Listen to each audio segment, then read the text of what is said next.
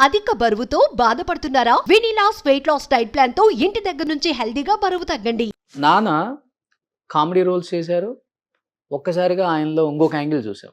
'వందే మాతరం', 'వసే రావులమ్మ' అసలు బెస్ట్ యాక్టర్‌గా కూడా ఆయనకి అవార్డ్స్ అప్పటినుంచే స్టార్ట్ అయినాయి. ఎవరు గ్రహించారు నాన్నలో ఒక కమెడియన్‌ను అసలు అలా ఇంకొక యాక్ట్ చేయడం అనేది చాలా చాలా కష్టం. 'జయప్రకాష్ రెడ్డి' గారిని చూసాం విలన్‌గా, కమెడియన్‌గా. బట్ ఆ రోజుల్లో ఎవరిని చూడలేదు కూడా మనం. కమెడియన్ అంటే కమెడియన్ రోల్, విలన్ అంటే విలన్ రోల్స్ చేసేవాళ్ళు. అతనిలో ఈ యాంగిల్ కూడా ఉందా అని చెప్పేసి ఏ డైరెక్టర్ కూడా గ్రహించరు తొందరగా. అది అనుకోకుండా ఒక్కసారిగా బయటకొచ్చింది 'శ్రీకృష్ణ' గారి రూపంలో. నాన్నలో ఈ షేడ్ ఎప్పుడు చూసారు? అంటే మీరు ఫస్ట్ నుంచి ఆ ఫ్యామిలీతో కూడా ఉన్నారు కాబట్టి. ఫ్రాంక్లీ ఆయనని ఇందాక మీకు చెప్పినట్టు ఒక యాక్టర్గా కాకుండా ఆర్టిస్ట్గా చూసేవాళ్ళం. ఆర్టిస్ట్ అనే అతను ప్రతి యాంగిల్లోనూ ప్రతి రోల్లో ఫిట్ అయ్యే మనిషిని నా అభిప్రాయం. ఇట్ ఆల్ డిపెండ్స్ ఆన్ మీకు మంచి డైరెక్టర్ దొరికాక డైరెక్టర్ మిమ్మల్ని ఎలా షేప్ చేసుకుంటారు, మీలోంచి ఏం తీసుకుంటాడు అనేది ఇంపార్టెంట్. అంటే ఫిలిం ఇండస్ట్రీలో పెరగటం వల్ల నాకు అనిపిస్తుంది. కానీ సో మీరు అన్నట్టు that credit goes to T Krishna గారికి, డైరెక్టర్ గారికి. ఇట్లాంటి రోల్ కూడా ఈయన చేయగలడని నమ్మకంతో ది అదర్ ఫేస్ ఆఫ్ వేలు గారిని చూపించడం అనేది it's big thing. And fantastic roles. అదొక్కటే కాదు, మీరు ఇది చూసారంటే 'గీతాంజలి' అందులో ఆయన రోల్ ఒక different role, not a regular comedian. But it really carried over well. అంటే అంత బాగా చేశారు ఆయన, అన్ని రోల్స్ ఫిట్ అయ్యేటట్టు ఒక ఆర్టిస్ట్ అనమాట. కలికాలం చాలా బాగుంది. అది చూస్తే మాకు ఏడుపు వచ్చేస్తుంది. నాన్న అక్కడ బావి దగ్గర కూర్చొని తింటూ ఉంటారు. అది చూస్తే మాకు ఏడుపు వచ్చేసి ఇట్లాంటి సినిమా చేయొద్దు నాన్న అని చెప్పేసి. 'అమ్మాయి కాపురం' అవన్నీ అసలు మేము అట్లాంటి చూడలేము. నాన్నని మాకు నాన్ననే అనిపిస్తుంది. ఆ రోల్ గా సినిమాగా చూడలేకపోతున్నాము. అలాంటివి చేయకండి అని చెప్పేస్తాం మేము. అలాంటివి చూస్తే ఎమోషనల్ అయిపోతాం. అమ్మాయి కాపురం అయ్యో చూడలేం. అది కొన్ని ఎమోషనల్ బాగా పండిస్తారు ఆయన. థియేటర్లో ఏడ్ చేస్తారు. సుతివేల్ గారు అంటే అలాంటి ఒక మనిషి ఎలాంటి దానికైనా ఎలాంటి క్యారెక్టర్కైనా యాప్ట్ అవుతారని ఆయనే ప్రూవ్ చేశారు అప్పుడు చెప్పాలంటే. సో అటు కామెడీ, ఇటు ఎమోషనల్, విలనిజం కూడా పండించగలడు. అంటే అలాంటి ఒక లావు లేకుండా సన్నగా ఉండే వ్యక్తి విలనిజం కూడా పండించగలడని నిరూపించారు ఆయన. బట్ అది గ్రేట్. నాలో ఉన్న గొప్ప క్వాలిటీ అదే. డ్రామా కదా సార్, డ్రామా ఆర్టిస్టులు ఏంటంటే ఎలాంటిదైనా కానీ మోల్డ్ చేసుకోగలరు. అది పెద్ద వరం. ఇన్ఫ్యాక్ట్ ఆయన చేసిన వాటిలో ప్రతిసారి నేను చెప్పే నా 2 ఫేవరెట్ మూవీస్, ఒకటి 'చంటబ్బాయ్' కామెడీ అంటే అది డిఫరెంట్ పీక్ లెవెల్లో తీసుకెళ్తారు చిరంజీవి గారి పక్కన. రెండోది ప్రతిఘటన. చెప్పుకుంటే ఇలాంటి చాలా సినిమాలు ఉన్నాయి, బట్ ఈ 2 మూవీస్ మటుకు ఆల్వేస్ ఎనీ టైమ్ ఫేవరెట్. సరదాగా మా ఇంట్లో మేము మా పిల్లలతో మా ఫ్యామిలీతో కూర్చున్నప్పుడు పాత జంధ్యాల గారి కామెడీ వేసుకొని చూస్తుంటాం. మా మామగారిది సరదాగా నవ్వుకుంటూ పిల్లలకి ఏదో మీ తాత అలా అలా అలా సరదాగా ఉంటాం అనమాట. ఇప్పటికీ చూస్తుంటాం ఆయన కామెడీలు. అవును, ఎవర్ గ్రీన్ కదా అవన్నీ. Ever green. జంధ్యాల గారి సినిమాలు అంటే జంధ్యాల గారి తర్వాత ఈవీవి గారు, ఆ పరంపర అలా కొనసాగింది. అంటే ఇలాంటి కమెడియన్స్ కోసం ఒక డైరెక్టర్ ఉన్నాడు, ఇబ్బంది లేదు అని ఒక భరోసా ఇచ్చారు ఆ డైరెక్టర్స్ చెప్పాలంటే. అండ్ మోస్ట్ ఇంపార్టెంట్ అదొక క్వాలిటీ కామెడీ అండి. ఇప్పుడు వచ్చే కామెడీ వేరే, అదొక క్వాలిటీ. జంధ్యాల గారు కానీ ఈవీవి గారు ఇచ్చింది ఒక క్వాలిటీగా ఇచ్చారు. కామెడీ అంటే కుటుంబంతో చూసేటట్టు ఇచ్చారు. టైమింగ్ బాగుంటుంది. ఎగ్జాక్ట్లీ.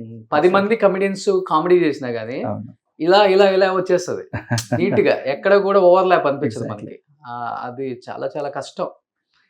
ఒక్క షాట్ కొంచెం తేడా వచ్చినా మళ్ళీ టేక్. కానీ వాళ్ళు ఎలా బ్యాలెన్స్ చేశారో అనిపిస్తుంది ఒక్కొక్కసారి. వాళ్ళు అప్పటికి మోనిటర్లు కూడా లేవు కొన్ని సినిమాలకి. మీకు బాగా నచ్చిన సినిమా ఏంటి అక్క? నాంది కామెడియన్ గా వచ్చి 'చంటబ్బాయ్', 'జయంబు నిశ్చయం రా' అని రాజేంద్ర ప్రసాద్ సినిమా. ఇట్లా చాలా ఉన్నాయి చెప్పుకుంటూ పోతే. ఇంకా సీరియస్ సినిమా అంటే 'కలికాలం' సినిమా నచ్చింది. నాన్న చేసింది నచ్చింది. బట్ ఆ రోల్లో నాన్న చేసింది చూసి మాకు ఒకలాగా ఎమోషనల్ గా అయిపోతాను. అలాంటి సీన్లు చూస్తే, 'అమ్మాయి కాపురం' ఇలాంటివన్నీ చూస్తే కష్టంగా ఉంటుంది. నాన్నతో బాగా ఎక్కువ అటాచ్మెంట్ మీకు? మీకు ఎక్కువ ఎవరు బాగా ఇష్టం నాన్నకి? ఏ కూతురు అంటే? అందరూ ఇష్టమే. కూతుర్లు అంటే ఇష్టం. మిగతా కూతుర్లు చూస్తారని చెప్పు కదా ఇప్పుడు. అట్లాగేం కాదు, అందరు కూతుర్లు అంటే ఇష్టం బాగా. అమ్మకి వాళ్ళ అబ్బాయి. అంతే. బాగా స్ట్రిక్ట్ పెంచారా అమ్మాయిల్ని? ఇలానే ఉండాలి పద్ధతులు? అట్లాగేం లేదు. ఫ్రీ. ఫ్రీ. సొసైటీ గురించి ఆలోచిస్తుంటారు ఎక్కువ సినిమా వాళ్ళు. వాళ్ళ పిల్లలు వేరే అంటే ఉంటది కదా, అప్పుడు చాలా భయంగా ఉండేవాళ్ళు ఆర్టిస్టులు పిల్లలు పెంచే విధానంలో. ఇంట్లో నుంచి బయటికి రానియరు, మూడో వ్యక్తిని కలవనివ్వరు, అట్లా ఇంట్లో వాళ్ళని తప్పితే. ఇవన్నీ చాలా ఉండేవి. అట్లా గేమ్ స్ట్రీట్ లేదు మాకు. మేము అలా స్ట్రీట్ గా పెంచకపోయినా మేము అలాగే పెరిగాం మంచిగానే. నార్మల్ ఒక మిడిల్ క్లాస్లో ఫ్యామిలీలు ఎలా పెరుగుతారు పిల్లలు, మా కుటుంబంలో కానీ వాళ్ళ కుటుంబంలో కానీ అలానే పెరిగాం. ఓకే. మేము స్కూల్లో కూడా మా నాన్నగారు చాలా స్ట్రిక్ట్. ఎన్ని కార్లు, ఇంటి ముందు 15 కార్లు ఉన్నా కూడా లేదు, మీరు బస్సులో వెళ్ళరండి, నేర్చుకోవాలి అట్లాంటివి. బయట నార్మల్ మనకి డబ్బులు ఇవాళ ఉన్నాయి, రేపు లేకపోవచ్చు, అయినా కష్టపడాలని ఆ పద్ధతిలోనే మమ్మల్ని పెంచారు. తను అలానే పెరిగింది మాకు తెలిసి, ఎందుకంటే నేను వేలంగని స్కూల్లో చదివాను, తను అక్కడే చదివింది. సో ఆ చిన్నప్పటి నుంచి మేము చూస్తుంటాం కదా, జనరల్గా కామన్గా మిగతా వాళ్ళ పిల్లలు ఎలా ఉన్నారు అలానే అలా ఆడుకుంటాం. ఇన్ఫ్యాక్ట్ నా స్కూల్లో నేను చదివేటప్పుడు వెంకట సుబ్బారావు స్కూల్లో చదివేటప్పుడు రాఘవేంద్ర గారి అబ్బాయి ప్రకాష్ నా క్లాస్మేటు, కోదండరామరెడ్డి గారి అబ్బాయి సునీల్, వైభవ్ నాకు జూనియరు, దేవిశ్రీ ప్రసాద్ నాకు జూనియర్ అనమాట. మేమందరం వెంకట సుబ్బారావు స్కూల్లో చదువుకునేవాళ్ళం. మొత్తం ఫిలిం ఇండస్ట్రీలో 300 మంది ఉండేవాళ్ళు. కామన్గానే ఉండేవాళ్ళు. మాకంత గొప్పగా ఏదో మేము ప్రొడ్యూసర్ కొడుకు, మేము కారు, మాకు ఈ హోదా అని ఇప్పుడు చూస్తున్నాం మేము. ఏంట్రా ఇలా ఉన్నారు జనాలు పోయిన తర్వాత మాకు అట్లాంటివి ఏం లేదు.